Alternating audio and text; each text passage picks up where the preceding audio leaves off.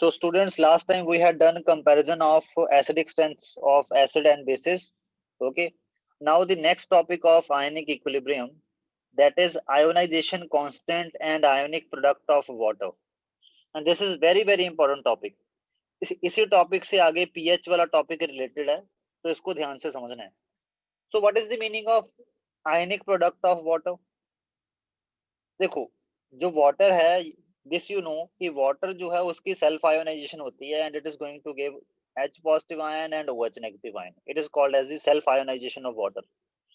वो बात अलग है कि वाटर जो है उसका जो H पॉजिटिव आयन बना है वो H पॉजिटिव आयन की फॉर्म में ना रह के वो एक और वाटर के साथ जुड़ के वो हाइड्रोनियम आयन बना दे. तो आप सेल्फ आयोनाइजेशन ऑफ वाटर को ऐसे भी एक्सप्रेस कर सकते हो, you can express like this also. Same ही बात है. अगर मैं इसको मान के चलूं, दोनों में से कोई भी मान सकते हो, तो इस रिएक्शन के लिए आपके पास अगर हम law of equilibrium, chemical equilibrium लगाएं, तो आपके पास इक्विलिब्रियम कांस्टेंट का एक्सप्रेशन क्या बनेगा? दिस, ये आपके पास इक्विलिब्रियम कांस्टेंट का एक्सप्रेशन होगा. Okay, clear? जिसमें जो k है वो डिसोसिएशन कांस्टेंट है. k is dissociation constant of water, और you can also say that k is equilibrium constant for this reaction. Okay, since water ionized to small extent, this means that only few water dissociate to give H positive ion and OH negative ion. ठीक है, अगर मान लो आप water का गिलास ले रहे हो, उसमें से कुछ एक वाटर के मॉलिक्यूल हैं जो आयोनाइजेशन शो करते हैं, बाकी तो ऐसा रहते हैं. तो आप कह सकते हो कि जो वाटर की कंसंट्रेशन है इनसाइड द ग्लास वो ऑलमोस्ट कांस्टेंट ही है. अगर वाटर आयोनाइजेशन भी हो रहा है तो मिलियंस में, जैसे मान लो 10⁻6 मॉलिक्यूल के लिए एक मॉलिक्यूल जाकर डिसोसिएशन करवा रहा है, तो इतने के डिसोसिएशन होने से कंसंट्रेशन कितनी की चेंज हो जाएगी वाटर की? नहीं होगी ना. तो इट मींस जो वाटर की कंसंट्रेशन है वो तो ऑलमोस्ट कांस्टेंट ही रहती है. तो इट मींस वाटर की कंसंट्रेशन इज ऑलमोस्ट कांस्टेंट. और अगर हम इस एक्सप्रेशन में ये वाटर की कंसंट्रेशन को यहाँ लेके जाएं जो कि ऑलमोस्ट कांस्टेंट है, तो आपके पास एक्सप्रेशन ये बन जाएगा. तो ये भी एक कांस्टेंट ही है. It is a new type of constant. It will be called as a Kw. What is Kw? Kw is another constant and it will be called as a ionic product. Ionic product क्या होता है water का? आप ये कह सकते हो H positive ion concentration into OH negative ion concentration in the solution or in water is equal to Kw, and this is called as the ionic product of water. Okay? या आप ऐसे भी बोल सकते हो, जैसे मैंने बोला H positive ion hydronium form की आयन की फॉर्म में एग्जिस्ट करता है, तो आप ये वाला इक्विलिब्रियम भी लिख सकते हैं, it is equal to Kw. Same ही बात है, दोनों को क्या बोलेंगे? Ionic product of water. Okay, ionic product of water may be defined as the product of molar concentration of H positive ion and OH negative ions. Kw of water depend upon temperature only. और ये जो ionic product है ये सिर्फ और सिर्फ temperature पे depend करता है. और 298 केल्विन के लिए, केल्विन पे it is observe that water के लिए आपके पास जो Kw की वैल्यू है वो कितनी होती है? 1.00, मतलब 1 × 10⁻14. ओके, टेम्परेचर घटाने बढ़ाने से Kw की वैल्यू चेंज हो सकती है. जैसे 0 डिग्री सेल्सियस पे Kw की वैल्यू ये होती है, 25 पे 1 होती है, वो तो हमने देख ही लिया. 298 केल्विन का मतलब 25 डिग्री सेल्सियस. 50 डिग्री सेल्सियस पे Kw की वैल्यू हाई होती है. मतलब आप देख रहे हो कि Kw की वैल्यू बढ़ रही है as we are increasing the temperature. ठीक है, तो effect of temperature on Kw. आपको पता है ये जो रिएक्शन है, जो आयोनाइजेशन रिएक्शन ऑफ वाटर है, ये फॉरवर्ड डायरेक्शन में एंडोथर्मिक है, क्योंकि डिसोसिएट होने के लिए एनर्जी चाहिए. अगर आप एनर्जी प्रोवाइड करोगे तभी डिसोसिएशन होती है ना. क्लियर? तो if you are going to increase temperature of this equilibrium, अगर आप टेम्परेचर दोगे, इसको हीट दोगे, तो this is going to shift in the forward direction. तो ऑब्वियस है फॉरवर्ड डायरेक्शन में शिफ्ट होगा, तो जो इक्विलिब्रियम कांस्टेंट है, जो इक्विलिब्रियम कांस्टेंट है, यू नो दैट के होता क्या है, इसमें प्रोडक्ट बाय रिएक्टेंट होता है ना. इसका भी जो Kw है, Kw में तो सिर्फ प्रोडक्ट ही लिखते हैं, रिएक्टेंट तो लिखते नहीं है, क्योंकि रिएक्टेंट ऑलमोस्ट कांस्टेंट कंसंट्रेशन है वाटर की. ठीक, तो जैसे जैसे आप हीट सप्लाई करोगे या टेम्परेचर बढ़ाओगे तो होगा क्या? ये इक्विलिब्रियम फॉरवर्ड शिफ्ट हो जाएगा फॉरवर्ड शिफ्ट होगा तो ज्यादा H पॉजिटिव आयन और OH नेगेटिव आयन बनेंगे, इनकी कंसंट्रेशन ज्यादा है तो इट मींस इन दोनों का जो प्रोडक्ट है उसकी वैल्यू भी ज्यादा आएगी, that is called as the Kw। Okay, तो इसलिए जो Kw की वैल्यू है that increases with increase in temperature, ठीक है। On increasing temperature the degree of dissociation, ये DOD का मतलब लिखा हुआ है degree of dissociation, okay, of water increases, hence concentration of H positive ion and OH negative ion increases, therefore यहाँ पे आगे आप लिख सकते हो therefore Kw increases, इसलिए ये टेबल में है ये वाली वैल्यूज। ओके, अब अगर आपको कोई पूछ ले कि 25 डिग्री सेल्सियस पे अगर मैं वाटर लूं तो उसमें H पॉजिटिव आयन की कंसंट्रेशन कितनी होती है, कितने H पॉजिटिव आयन बने होते हैं, तो उसका भी आंसर आप निकाल सकते हो। Kw का मतलब क्या है, Kw का मतलब है concentration of H positive ion into OH negative ion, और हमें पता लग गया कि Kw की वैल्यू 25 डिग्री सेल्सियस पे कितनी होती है, 10⁻⁻14, 1 इंटू 10⁻⁻14 है, 1 चाहे ना लिखो।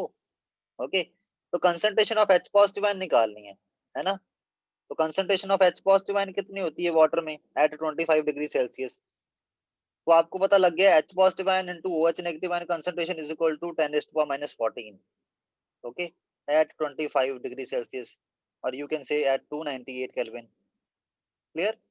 और वाटर का आपको ये भी पता है जब ये डिसोसिएट होगा तो जितने H पॉजिटिव आयन बनाएगा उतने ही OH नेगेटिव आयन बनाएगा, इक्वल नंबर बनेंगे ना, क्योंकि एक वाटर से एक H पॉजिटिव आयन और एक OH नेगेटिव आयन निकलता है, तो इट मींस आप यहाँ पे OH नेगेटिव आयन की कंसंट्रेशन और H पॉजिटिव आयन की कंसंट्रेशन इक्वल ही है, तो इट मींस आप यहाँ पे ये पुट कर सकते हैं H positive ion concentration is equal to OH negative ion concentration, okay, as, तो यहाँ पे क्या हुआ, OH नेगेटिव आयन की वैल्यू को भी मैंने H positive ion concentration put कर दिया, तो यहाँ पे बन जाएगा H positive ion concentration square is equal to 10⁻⁻14, तो इसको सॉल्व करोगे तो H पॉजिटिव आयन कंसंट्रेशन कितनी आएगी 10⁻⁻7, और OH नेगेटिव आयन कंसंट्रेशन भी कितनी आएगी 10⁻⁷ मोलर।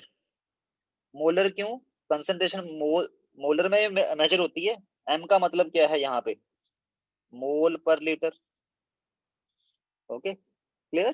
तो अभी तक का क्या कंक्लूजन है हमारा कि जो वाटर है उसके लिए आयनिक प्रोडक्ट की वैल्यू होती है दिस एट 25 डिग्री सेल्सियस, और आयनिक product of water increases with increase of temperature, और अगर आप वाटर लो तो वाटर में H पॉजिटिव आयन की कंसंट्रेशन एट 298 केल्विन कितनी होती है 10⁻⁷ मोलर। इसका मतलब क्या है, क्या इंटरप्रेट करते हो उससे, 10⁻⁷ मोलर का मतलब 10⁻⁷ मोल पर लीटर, इट मींस अगर आप 25 डिग्री सेल्सियस पे 1 लीटर पानी ले रहे हो तो उसमें 10⁻⁷ mole of H positive ion होंगे, और OH नेगेटिव आयन भी उतने होंगे 10⁻⁷ मोल, ओके, और बाकी जितना भी पानी बचेगा वो H2O की फॉर्म में ही होगा, गॉट इट, क्लियर।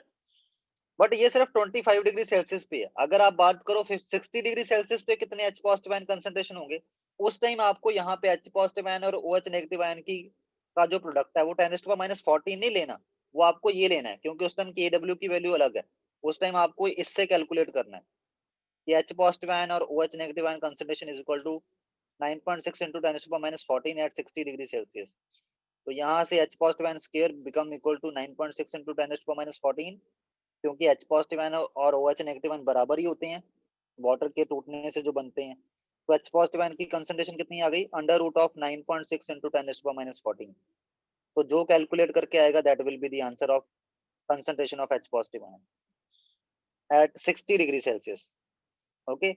बट ये जो आपके पास कंसंट्रेशन है कि H पॉजिटिव आयन की कंसंट्रेशन 10⁻⁷ मोलर होती है और OH नेगेटिव आयन की कंसंट्रेशन भी 10⁻⁷ मोलर होती है, वो 298 केल्विन पे है, इसका मतलब अगर 1 लीटर पानी लोगे उसमें 10⁻⁷ mole of H positive ion होंगे, अगर 2 लीटर लेंगे तो उसमें 2 into 10⁻⁷ मोल होंगे H पॉजिटिव आयन के, और बाकी सारा पानी ऐसा रहेगा, ओके। इसका इंटरप्रिटेशन ये होता है, इंटरप्रिटेशन करनी भी सीखो, आपके दिमाग में चलना चाहिए कि इसका मतलब क्या है, इससे हम क्या समझेंगे।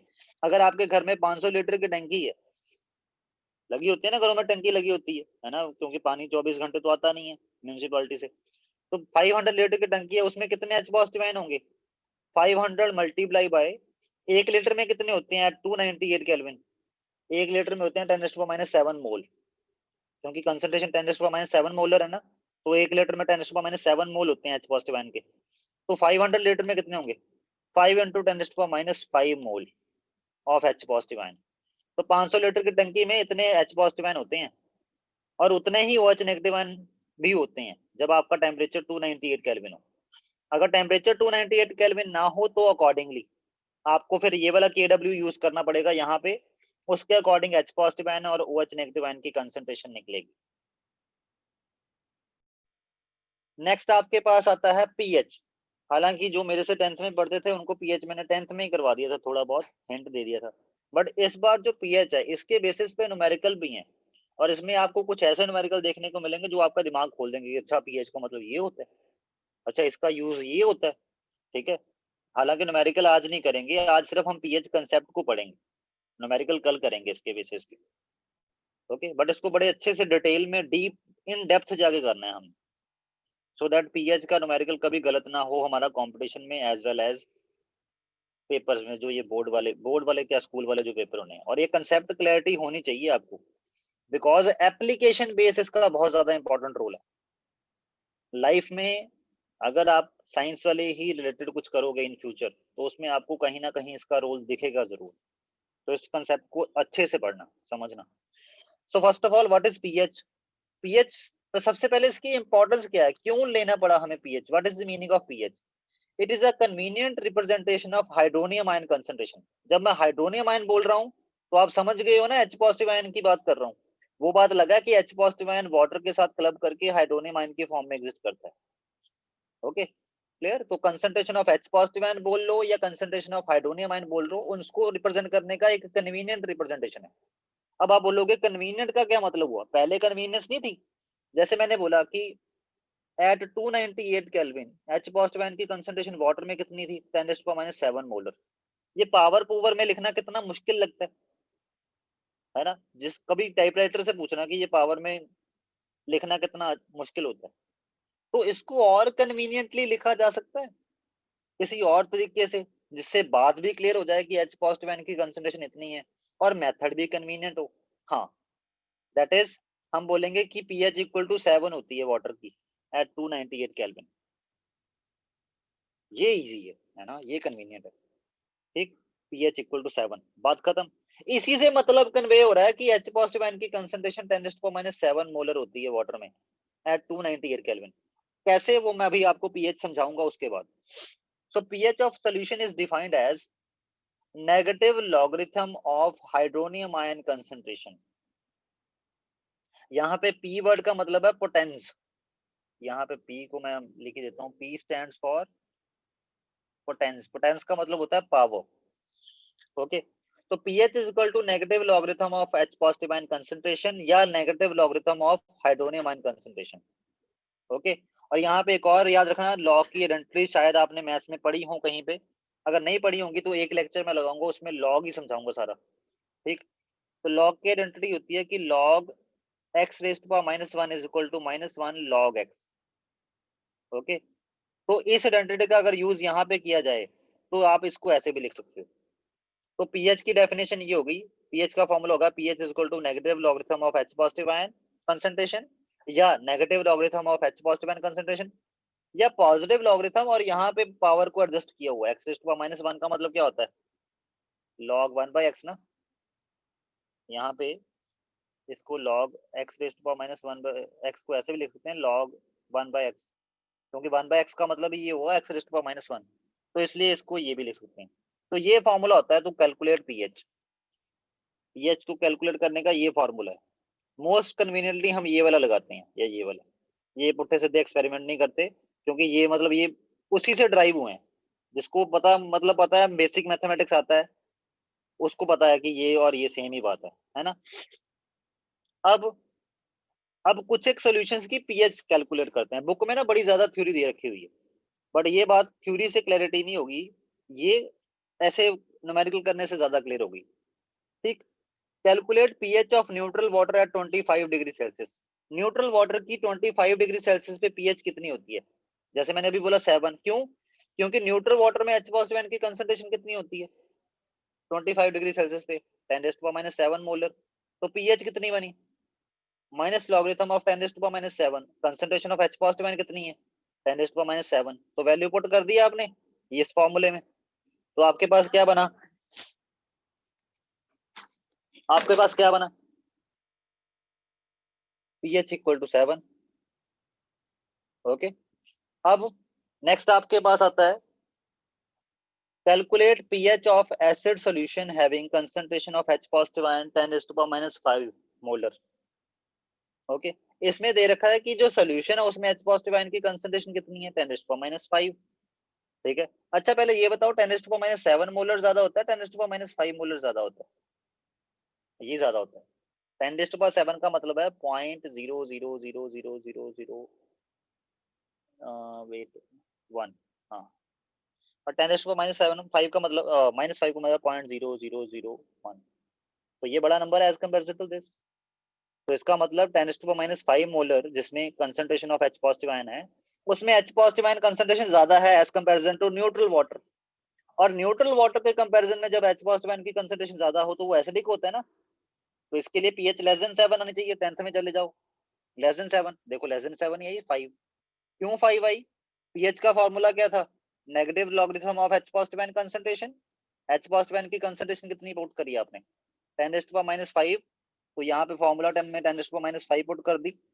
और एक और आपको आइडेंटिटी देता हूं मैं अभी, log of 10⁻x is equal to x, ये अभी याद कर लो। ठीक है, log ऑफ 10⁻x का आंसर जो होता है वो x ही होता है।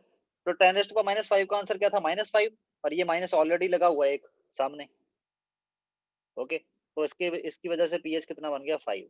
और आपके दिमाग में इमिडिएटली आ गया कि ये acidic solution, pH equal to 5 acidic solution.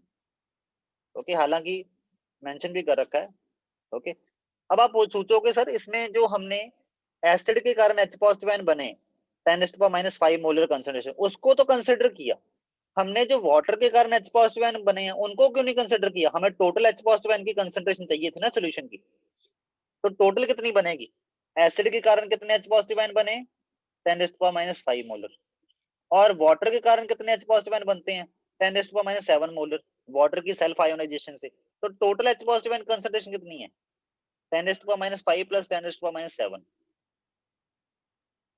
पर मैं कहूंगा कि अब चलो ऐड करके देखो कितना बनता है, 10⁻⁵ कॉमन आ गया, 1 प्लस 0.01, तो ये बन जाएगा 1.01 इंटू 10⁻⁵ मोलर। तो कितना फर्क पड़ता है, तो नेग्लेक्ट कर सकते हैं, हमने concentration of H positive ion produced by water neglect कर दी, क्योंकि उसको ऐड करने ना करने से इस नंबर के आगे फर्क ही नहीं पड़ता कोई। इसलिए एसिडिक सॉल्यूशन जिसमें एसिड की वजह से H पॉजिटिव आयन इतने प्रोड्यूस हो रहे हैं उसकी pH इक्वल टू 5 बनती। ओके, एक और न्यूमेरिकल करते हैं अभी। ठीक, उसके लिए pH कैलकुलेशन फॉर बेसिस पहले समझना पड़ेगा।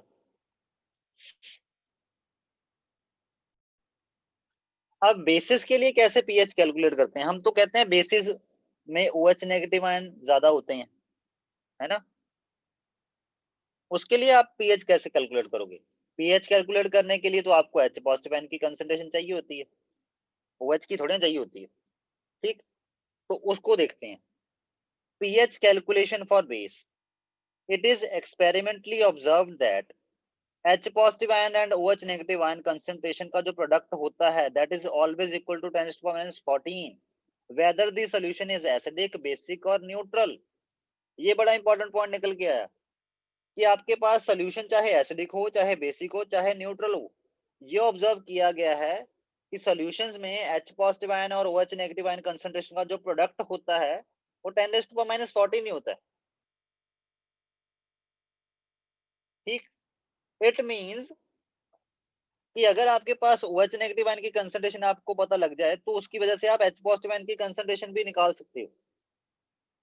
ओके, ये क्यों होता है इसकी बात कभी करेंगे फ्यूचर में। अभी मैं इक्विलिब्रियम के शिफ्टिंग के समझाने में मूड में नहीं हूँ, इसमें इक्विलिब्रियम के अकॉर्डिंग समझाना पड़ेगा। ठीक है, न्यूमेरिकल में किसी में क्लियर करूंगा मैं इसको। ठीक, बट अभी आपने इतना दिमाग में बैठा देना है कि H पॉजिटिव आयन और OH नेगेटिव आयन की कंसंट्रेशन का जो प्रोडक्ट है वो 10⁻⁴ होता है, चाहे एसिडिक सॉल्यूशन हो, चाहे बेसिक, चाहे neutral. Okay, So this concept will be used to calculate pH of base. Basis की पीएच कैलकुलेट करने के लिए ये वाला कंसेप्ट यूज किया जाएगा. कैसे? ठीक. अब एक एग्जांपल लेते हैं. Calculate pH of a basic solution of NaOH having concentration 1 molar.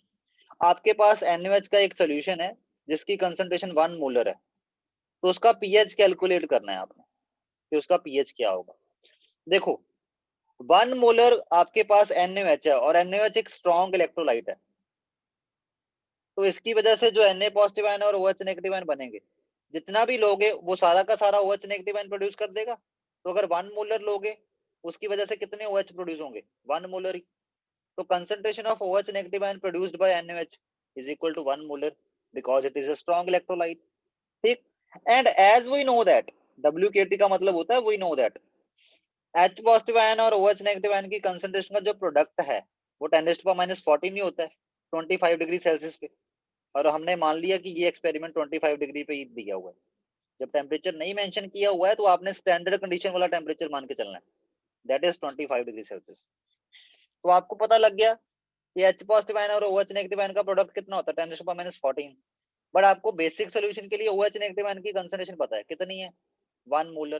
तो आप 1 मोलर वैल्यू पुट कर दो आपने. H पॉजिटिव आयन की कंसंट्रेशन कैसे निकलेगी? OH नेगेटिव आयन की कंसंट्रेशन यहाँ आके डिवाइड करनी है, तो यहाँ पे इसकी वैल्यू 1 है, तो H पॉजिटिव आयन की कंसंट्रेशन कितनी है 10⁻⁻14 मोलर. बस अब जब 10⁻⁻14 मोलर कंसंट्रेशन है तो उस टाइम निकाल लो पीएच कितना बनेगा. ये जो बेसिक सॉल्यूशन है इसके लिए H पॉजिटिव आयन की कंसंट्रेशन निकाल ली हमने कितनी 10⁻⁻14 मोलर. तो पीएच क्या बन जाएगा? Negative logarithm of H positive ion concentration. H positive ion concentration कितनी है इस बेसिक सॉल्यूशन में? बेस में भी थोड़ा बहुत H पॉजिटिव आयन होता है, वो बात लगा कि OH negative ion H positive ion से बहुत ज्यादा होता है. जैसे यहाँ पे OH नेगेटिव आयन की कंसंट्रेशन हमने निकाली 1 मोलर, H पॉजिटिव आयन के 10⁻⁻14 मोलर. कई गुना ज्यादा OH नेगेटिव आयन है as comparison to H positive ion. Okay, तो यहाँ पे पीएच क्या बन गया? PH comes out to be 14. और बेसिस के लिए 14 ही होता है ना, मतलब 7 से अबव होता है बेसिस के लिए, याद करो. ठीक. क्योंकि बेसिस के केस में क्या होता है, OH नेगेटिव आयन की कंसंट्रेशन H पॉजिटिव आयन की कंसंट्रेशन से ज्यादा हो जाती है, तो ये जो प्रोडक्ट है, ये जो प्रोडक्ट है इसकी वैल्यू तो 10⁻⁻14 रहनी है. अगर ये ज्यादा हो गया 10⁻⁻7 से ये ज्यादा हो गया तो ऑब्वियस है ये वाला कम होना पड़ेगा, तभी प्रोडक्ट इतना रहेगा. ओके, क्योंकि जब OH, जैसे अभी इस क्वेश्चन में देखा हमने, जब OH नेगेटिव आयन की कंसंट्रेशन 1 मोलर हुई तो H पॉजिटिव आयन की कंसंट्रेशन को 10⁻⁻7 मोलर होना पड़ा. अदरवाइज न्यूट्रल में क्या होता है, न्यूट्रल के केस में H पॉजिटिव आयन की कंसंट्रेशन भी 10⁻⁻7 मोलर होती है और OH नेगेटिव आयन की कंसंट्रेशन भी 10⁻⁻7 मोलर होती है. दोनों बराबर होती हैं, बट दोनों में से जब एक बढ़ जाती है तो दूसरी ऑटोमेटिकली कम हो जाती है. उसको होना ही पड़ेगा क्योंकि प्रोडक्ट इक्वल टू 10⁻⁻14 ही आना है, क्योंकि ये हमने एक्सपेरिमेंटली ऑब्जर्व किया हुआ है. ओके, तो ऐसे निकलता है बेसिस का पीएच. उनका हमें एक्चुअल में OH पता लग जाता है, OH की हेल्प से हम concentration of H positive ion निकाल देते हैं और उससे हम पीएच निकाल देते हैं. ये आपके पास 10th वाला पीएच स्केल. ठीक. तो इसमें अब आपको पता लग गया कि अगर आपके पास H पॉजिटिव आयन की कंसंट्रेशन 10⁻⁷ हो तो न्यूट्रल, अगर उससे ज्यादा हो H पॉजिटिव आयन की कंसंट्रेशन तो पीएच लो होना शुरू हो जाता है, और अगर उससे कम हो pH negative sorry H positive ion की कंसंट्रेशन तो पीएच बढ़ना शुरू हो जाता है. जैसे H पॉजिटिव आयन की कंसंट्रेशन 10⁻⁸ है तो पीएच 8 आएगा. अगर 10⁻⁻14 है तो पीएच 14 आएगा, जैसे हमारे न्यूमेरिकल में आया. और अगर 10⁻⁷ से ज्यादा है H पॉजिटिव आयन की वैल्यू, मतलब 10 की पावर नेगेटिव में कम है, तो पीएच जो है वो कम होना शुरू हो जाता है. ओके. और वैसे भी एक और चीज, जो OH नेगेटिव आयन और H पॉजिटिव आयन की कंसंट्रेशन है, इन दोनों का जो प्रोडक्ट है दैट इज इक्वल टू 10⁻⁻14 ही आ रहा है. जब H पॉजिटिव आयन की कंसंट्रेशन ये होगी तो OH नेगेटिव आयन की ये होगी. अगर OH नेगेटिव आयन की 10⁻⁻13 होगी तो H पॉजिटिव आयन की 10⁻⁻1 होगी. तो उसके अकॉर्डिंग हम पीएच निकालते हैं. बट ये जो पीएच स्केल की है वैल्यू, ये 25 डिग्री सेल्सियस के अकॉर्डिंग दी हुई है. मैं अभी आपका एक मिथ दूर करूंगा जो पीएच वाला जो आपने 10th तक पढ़ा हुआ है, आगे न्यूमेरिकल में होगा. ओके, तो is it clear? Okay. Now एक और क्वांटिटी होती है, वैसे पीएच वैसे सबसे कॉमनली यूज वाली पीएच ही है, POH भी होता है, पोटेंस ऑफ हाइड्रोक्साइड आयन। इसमें हम negative negative logarithm of OH negative ion करते हैं। ओके, ये इसको POH बोल देते हैं बस। जैसे अगर मैं बात करूं इस न्यूमेरिकल के लिए, इसके लिए POH क्या होगा, इस सॉल्यूशन के लिए POH क्या होगा, negative logarithm of OH negative ion concentration. तो ये कितना बनता है, negative logarithm of OH negative ion concentration. OH negative ion की कंसंट्रेशन कितनी है सॉल्यूशन में, 1 मोलर, और लॉग ऑफ 1 कितना होता है, 0 0। तो इसका POH कितना बन रहा है, 0। इस सॉल्यूशन के लिए POH is equal to 0 and pH equal to 14। ठीक है, POH is potence of hydroxide ion and pH means potence of H positive ion. Okay, अगर मान लो आपके पास पीएच स्केल वाला ना बना होता तो वो पीओएच के टर्म में होता, तो पीओएच वाला स्केल भी बना सकते हैं हम। ओके, पीओएच जो है वो आपका हाइड्रोक्साइड आयन का नेगेटिव लॉगरिथम लेके निकाला जाता है। It measures the strength of O hydroxide ion in the solution. ये हमें ये बताएगा कि हाइड्रोक्साइड आयन की सॉल्यूशन में क्या स्ट्रेंथ है, क्या कंसंट्रेशन है। Strength stands for concentration. Okay, अब आगे आपके पास है relation between pH and pOH. PH और पीओएच का कोई आपस में रिलेशन है, हाँ जी है। क्या रिलेशन है, हमें पता लग गया एच पॉजिटिव आयन और OH नेगेटिव आयन की कंसंट्रेशन का जो प्रोडक्ट होता है वो 10⁻⁻14 होता है एट 25 डिग्री सेल्सियस ऑलवेज। तो हमने दोनों साइड नेगेटिव लॉगरिथम ले लिया, इस साइड भी नेगेटिव लॉगरिथम ले लिया, इसके आगे इस साइड भी ले लिया। ठीक, तो ये आपके पास बन गया। उसके बाद हमें याद आया कि log x into y is equal to log x plus log y। Okay, ये होती है ना identity, log x into y is equal to log x plus log y। तो यहाँ पे ये x है ये y है, तो नेगेटिव बाहर कॉमन है, तो हमने क्या किया, minus log x minus log y, ये बन गया आपका इससे आइडेंटिटी लगाने के बाद। और log ऑफ 10⁻⁻14 क्या होगा, नेगेटिव log 14। तो यहाँ से क्या बन गया, pH plus POH is equal to 14, कि pH प्लस POH का जो एडिशन है वो 14 आता है फॉर एवरी सॉल्यूशन, चाहे वो एसिडिक हो, चाहे वो बेसिक हो, चाहे वो न्यूट्रल हो। ओके, तभी तो देखो ये वाला जो न्यूमेरिकल है इसमें मैंने वैसे पीओएच जो है वो फॉर्मूला लगा के निकाला, वो 0 आया। क्यों आया, क्योंकि रूल क्या है, पीएच प्लस पीओएच का जो आपका एडिशन प्रोडक्ट एडिशन है वो कितना आता है, 14। तो इसमें पीएच 14 आ चुका था, तो पीओएच ऑटोमेटिकली 0 ही आना था, चाहे आप फॉर्मूला ना लगा के ये वाली जो अभी हमने रिलेशन निकाला है ये लगा देते, तो इससे भी आपका पीओएच 0 ही बनना था फॉर दिस, इसके लिए।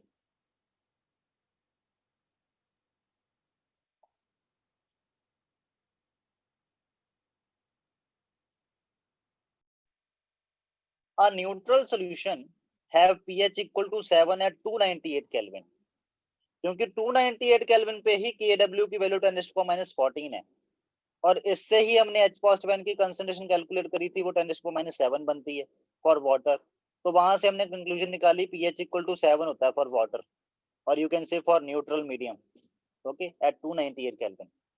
A sample of pure water is found to have pH less than 7. Does it mean that it is acidic? Pure water का पीएच 10⁻⁷ आ सकता, सॉरी, प्योर वाटर का पीएच लेस देन 7 आ सकता है, आ सकता है, यस इट कैन बी। अब आप बोलोगे सर कैसे, आपने तो अगले पिछले सारे उड़ा दिए, it means pH equal to 5 भी हो सकता है फिर तो वाटर के लिए। तो अगर पीएच इक्वल टू 5 हो गया तो वो वाटर थोड़ी ना, वो तो एसिड बन गया। नहीं जी, वो एसिड नहीं बना, कैसे, देखो हमने पढ़ा है कि Kw is equal to 10⁻⁻14 at 25 degree Celsius. तो इस Kw की हेल्प से जब H पॉजिटिव आयन की कंसंट्रेशन निकाली जाती है वो 10⁻⁷ मोलर आती है। उसकी वजह से हमने कंक्लूड कर लिया कि minus logarithm of H positive ion that is pH, उसकी वैल्यू 7 आएगी at 25 degree Celsius for water. ठीक है, और वाटर होता है न्यूट्रल, ना एसिड ना बेसिक, तो हमने इसलिए बोल दिया कि न्यूट्रल के लिए pH इक्वल टू 7 होती है, तब से हमने बोलना शुरू कर दिया।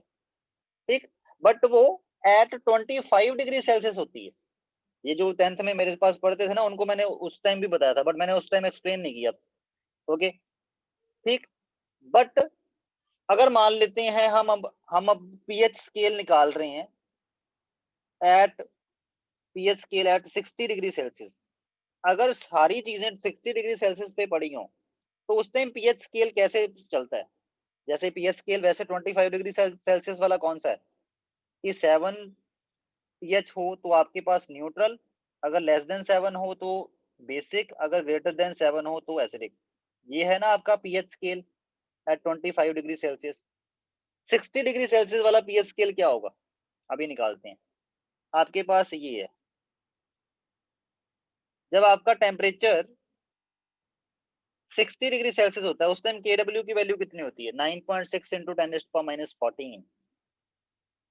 केडब्ल्यू is equal to 9.6 into 10⁻14 at 25 degree Celsius, हाँ सॉरी एट 60 डिग्री सेल्सियस। तो एच पॉजिटिव आयन की कंसंट्रेशन कितनी बनेगी इसमें? केडब्ल्यू के लिए एक्सप्रेशन क्या था? केडब्ल्यू था एच पॉजिटिव आयन और ओ एच नेगेटिव आयन की concentration is equal to 9.6 into 10⁻14। Simple, ठीक। और दोनों हमने क्या करना है, दोनों इक्वल अमाउंट में होते हैं, क्योंकि वाटर की वजह से जो जितने एच पॉजिटिव आयन बनेंगे उतने ही ओ एच नेगेटिव आयन बनेंगे जब भी वाटर डिसोसिएट होगा। तो it means H positive ion का square is equal to 9.6 into 10⁻14। तो यहाँ से एच पॉजिटिव आयन की कंसंट्रेशन कितनी आई? 9.6 इंटू 10⁻14 का अंडर रूट, तो ये बन गया 9.6 का अंडर रूट। मेरे को निकालने दो, मैं कैलकुलेटर का यूज कर रहा हूँ, आपने बिना कैलकुलेटर के निकालना है। 9.6 का अंडर रूट ये बना 3.0, नहीं 3.1 ही लगा लो, 3.1 into 10⁻7 molar. H positive ion की कंसंट्रेशन ये बनी। Okay, clear. अब आपने निकालना है पीएच। पीएच के लिए आपको negative logarithm of 3.1 into 10⁻7 molar करना पड़ेगा।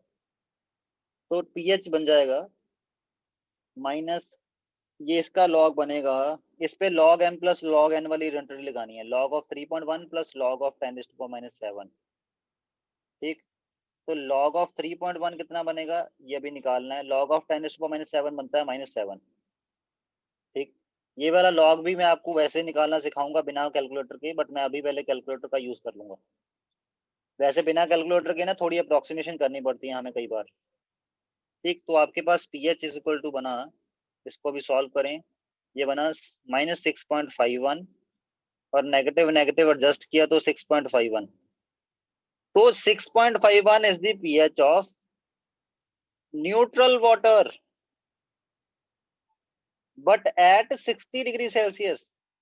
मतलब 60 डिग्री सेल्सियस पे कंसेप्ट चेंज होना शुरू हो गया ना। क्या कंसेप्ट चेंज शुरू होना हो गया कि आपका 6.51 will be the pH of neutral, इससे लेस देन 1 के लिए, इससे लेस के लिए जो है वो एसिडिक, और इससे ग्रेटर जब आएगा वो बेसिक। तो ये स्केल है पीएच वाला एट 60 डिग्री सेल्सियस। ठीक है, वो जो आपको 10th तक स्केल पढ़ाया जाता था वो 25 डिग्री सेल्सियस वाला स्केल बोलती थी मैडम। ओके, एक्चुअल में टेम्परेचर चेंज करने पे क्या होता है, न्यूट्रल वाटर की पीएच भी डिफरेंट आती है।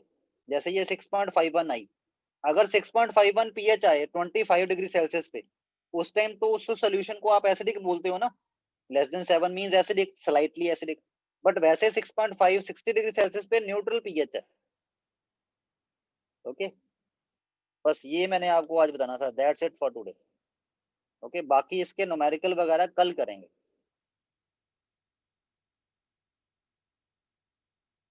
ठीक, तो ये वाला क्वेश्चन क्लियर हुआ।